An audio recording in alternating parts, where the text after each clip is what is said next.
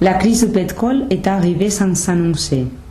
Aujourd'hui même, on peut affirmer que le pétrole n'existe plus, selon les déclarations du directeur du Centre national de recherche énergétique. Après plusieurs années de débats politiques et sociaux sur la recherche d'une bonne alternative énergétique, la fin définitive de cette source est une réalité. Le chaos a donc fait son apparition et le monde entier est bouleversé. La présence militaire est partout. Les soldats essaient d'éviter les pillages, mais ils sont dépassés. On nous a informé qu'il y a des émeutes devant des établissements d'alimentation.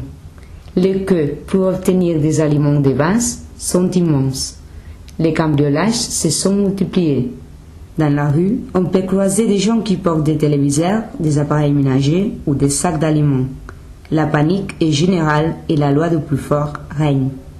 Les moyens de transport sont aussi affectés par le manque d'essence. Les routes sont désertes et il y a un énorme problème pour se déplacer.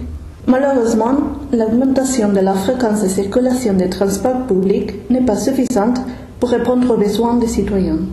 La valeur des monnaies a chuté face à l'incertitude de l'avenir et l'inflation galopante.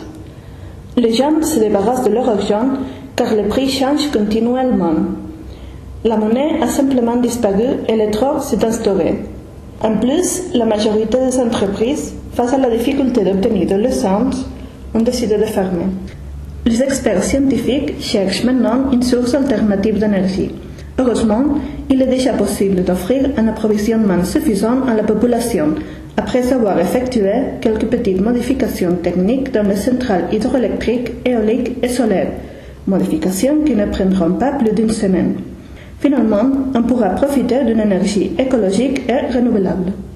Reporter du CAM, Le Monde Fictif, Barcelone.